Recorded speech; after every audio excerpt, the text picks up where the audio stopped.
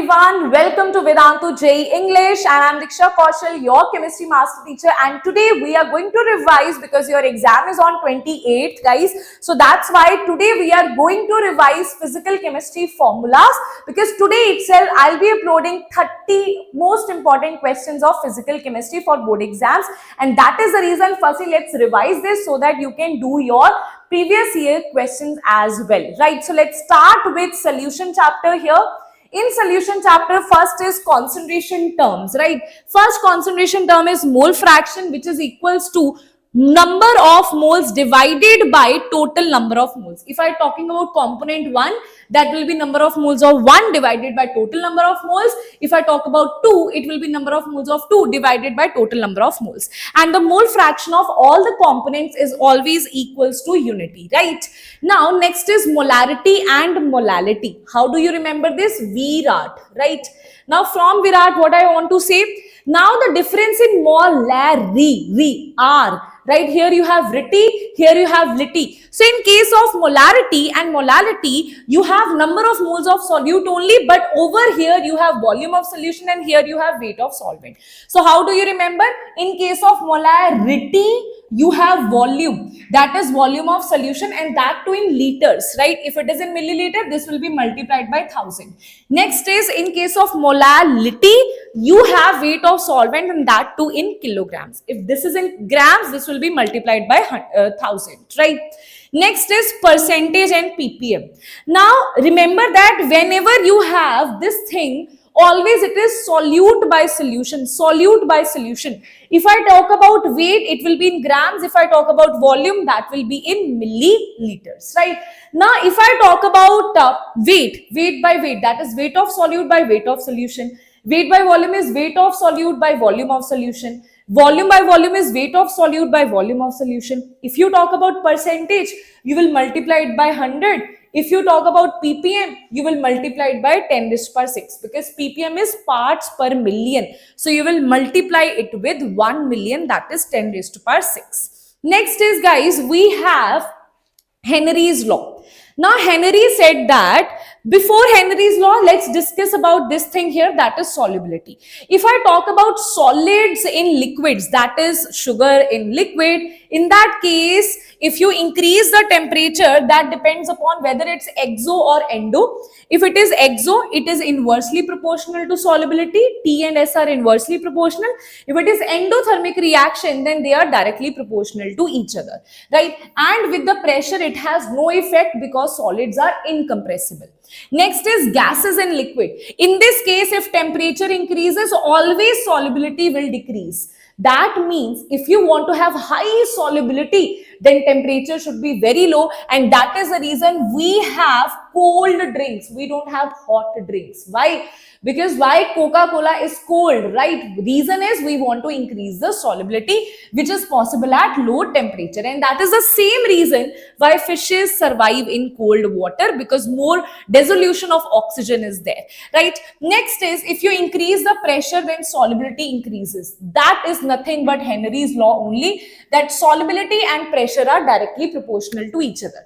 Now he said that, Dalton said that let's replace solubility with mole fraction, because more the solubility, mole with the more fraction, right? So now Dalton modified this law that pressure is directly proportional to mole fraction, and after erasing this proportionality sign, we have this law that pressure is equals to pH into mole fraction. Now let's talk about this. Applications are scuba divers, when they deep dive into the ocean, right, the pressure increases, so solubility increases. When they come back, solubility decreases, and that is the reason a condition arises, that is bends. To avoid that condition, we have helium, nitrogen in those oxygen cylinders of scuba divers, so that these inert gases can somehow stop the excess solubility, right? Then anoxia. As you go up in the mountains, we feel that very nausea and all we feel. Reason being, because atmospheric pressure is low when we go up in the mountain, and that is the reason we have less pressure. Less pressure means less solubility, right? Next is, guys, we have Raoult's law.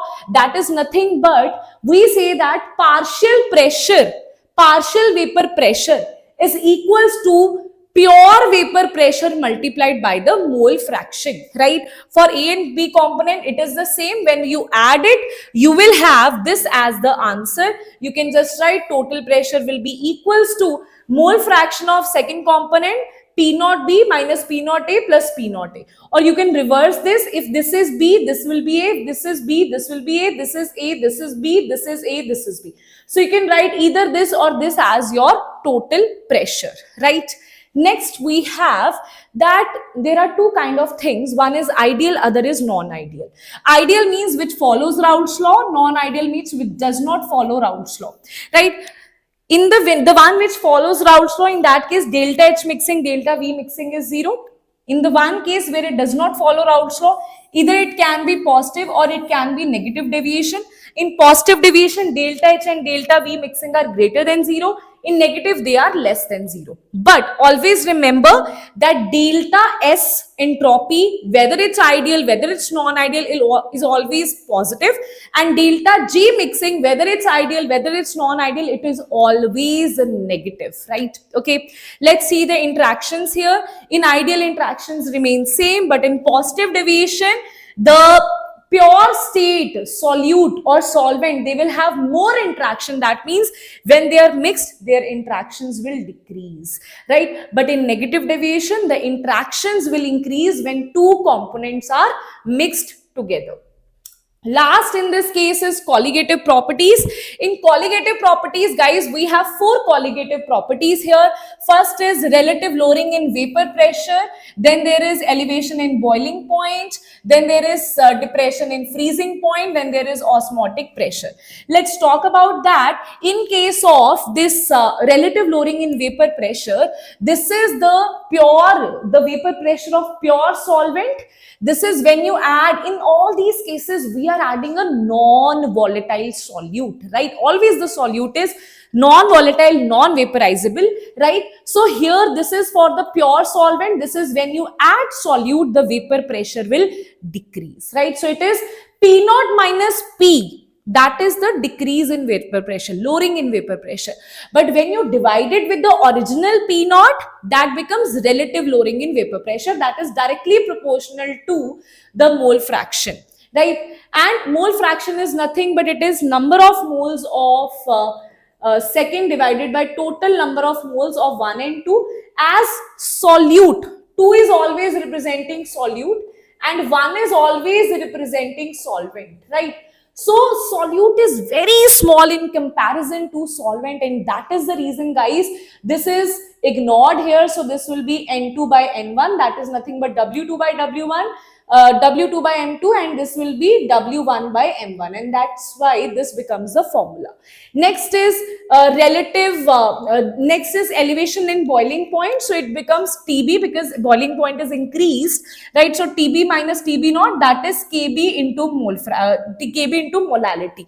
Now what is molality? I already told you, molality is nothing but number of moles divided by weight of solvent in kilograms, right? Or you can say this will be multiplied by 1000 if this is in grams, right?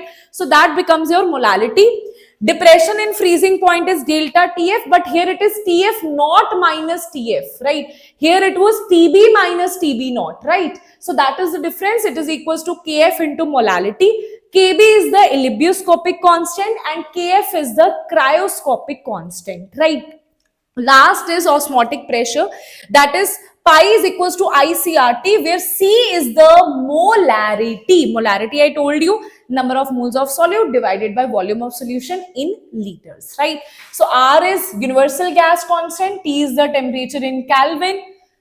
Now, ma'am, what is this I everywhere, right? This I is van 't Hoff factor, right? That has a specific formula, that is number of particles after association divided by number of particles before, right? Or normal molar mass divided by observed molar mass. Usually this is not used, but this thing is highly used. That for dissociation, alpha is equals to I minus 1, N minus 1. And here for association, alpha is equals to I minus 1 divided by 1 by N minus 1. N is the number of molecules after dissociation, and here N is the number of molecules that are being associated, right? Okay. Now let's see electrochemistry. Now in case of electrochemistry, guys, it is divided into three parts. See, first thing is electrolysis. What exactly is electrolysis? It is electrical to chemical energy change, right? And what is electrochemical cell? That is chemical to electrical energy change. In this case, anode is positive, cathode is negative. In this case, anode is negative, cathode is positive. Always remember, whenever cell representation is given to you, always it is AC. You switch on the AC, right? So AC, anode, cathode. Always anode is on the left side and cathode is on the right side. Anode corresponds to oxidation and cathode corresponds to reduction. At anode, oxidation number increases, and at at anode, oxidation happens where oxidation number increases. At cathode, reduction happens where oxidation number decreases. Right? Now let's talk about the reduction potential here. Always remember, reduction potential is directly proportional to more the reduction potential, more is the oxidizing power, less is the reducing power, right? Then we have these formulas where at equilibrium, what you have at equilibrium, guys, we have these three formulas, that is delta G naught is equals to minus NF E naught, where E naught cell is nothing but it is E naught cathode reduction potential minus E naught anode reduction potential. Both we are using reduction potential only, but here it is cathode minus anode, right? Next thing is that F is Faraday, that is 96500, and N is the number of electrons gained or lost in that specific reaction, right? Next, guys, we have E naught cell here, right? That is nothing but 0.0591 divided by N log of Kc at equilibrium, right? And then we have delta G naught is equals to minus 2.303 RT log of Kc, right? So these are some formulas here. Then, guys, we have Nernst equation, right? Very important. Nernst equation is calculating the EMF of the cell. Very important, very, very important.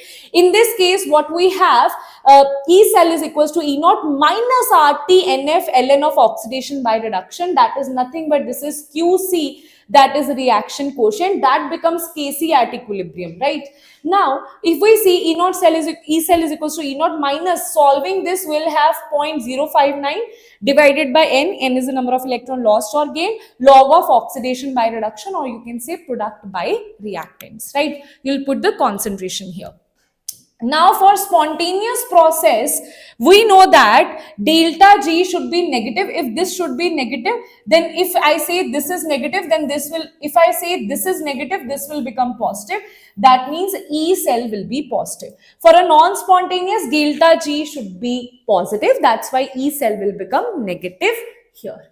Right. Next we have is conductance. In case of conductance, guys, R is equals to rho L by A, and R is resistance, rho is resistivity, L is length, and A is area.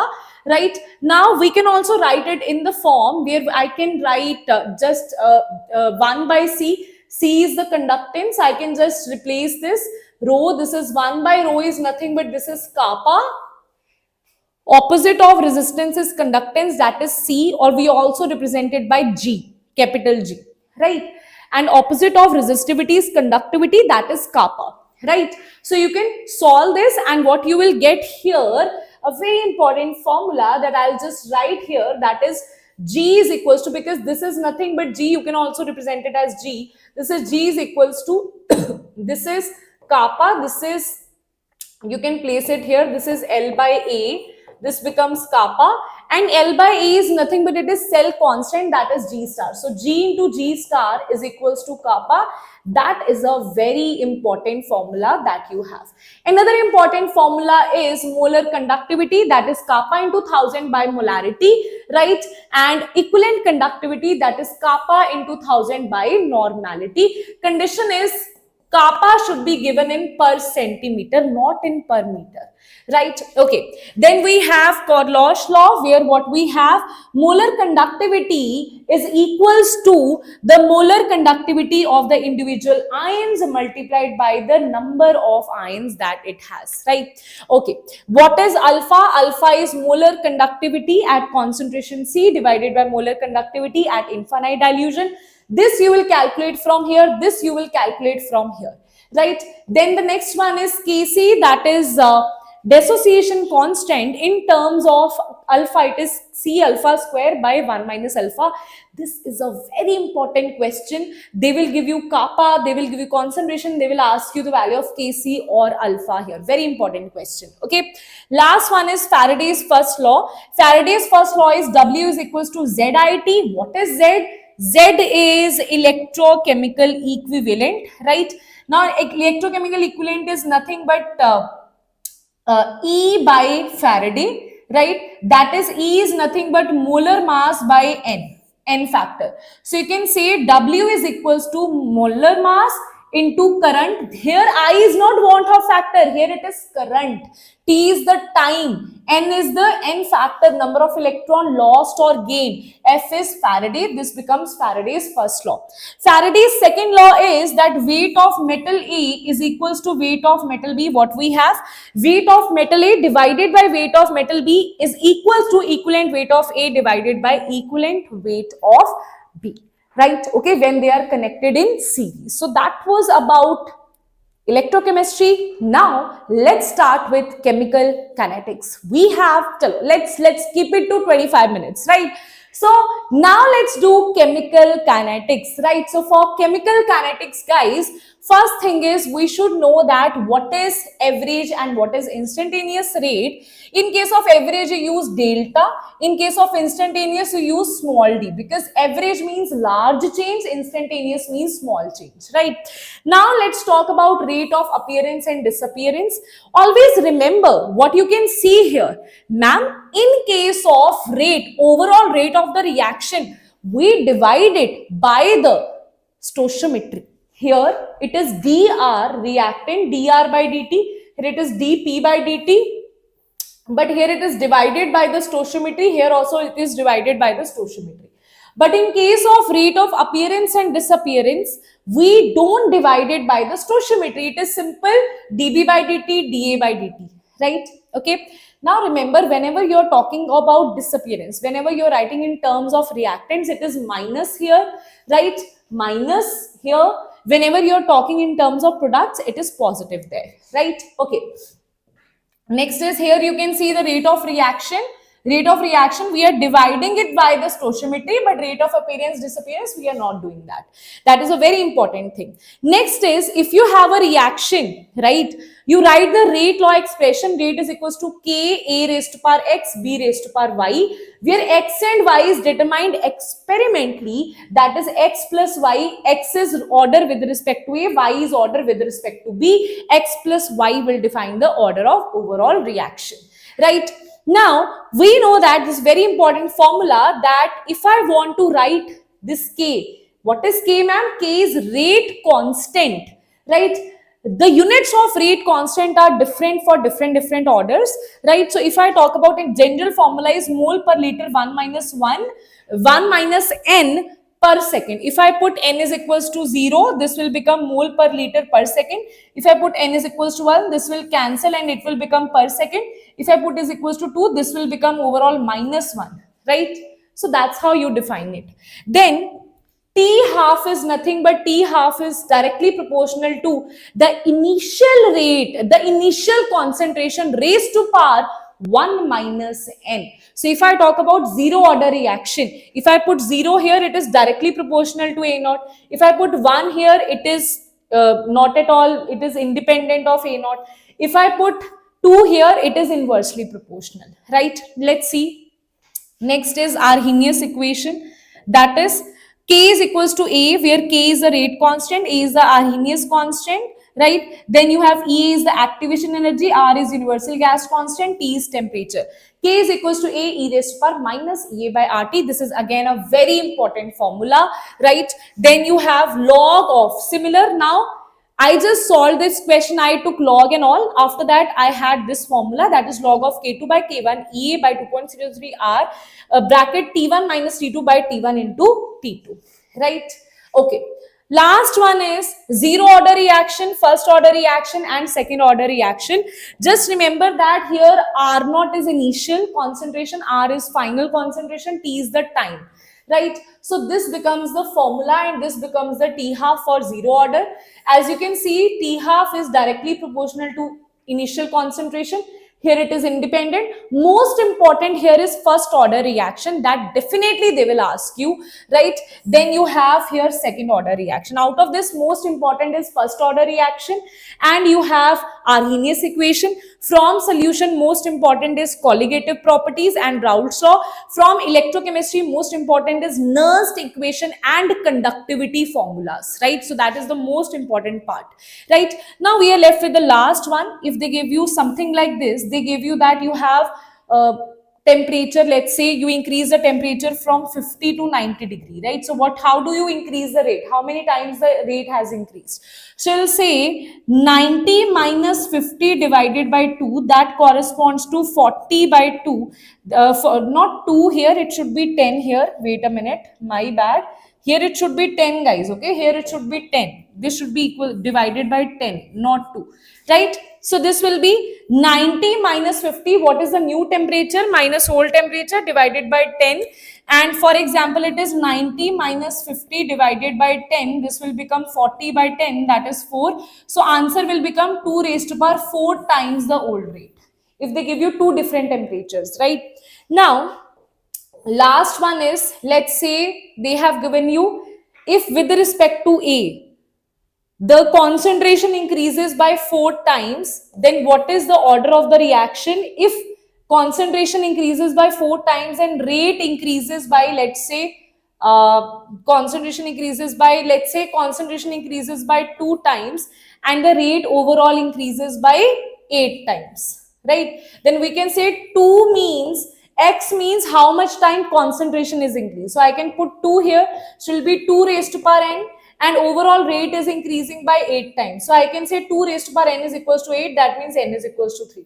That's how you can calculate the order of the reaction. And that's it for today. Now I know that you are slightly like, ma'am, okay, you have given the physical chemistry formulas, but ma'am, what about practice, ma'am? We can't just do the questions by just revising this thing. I know that. That is the reason. Now today itself, one important video of top 30 previous year question, I have specially selected it for you, that will be uploaded. I'll send you it in the Telegram link. In the Telegram, I'll send you there.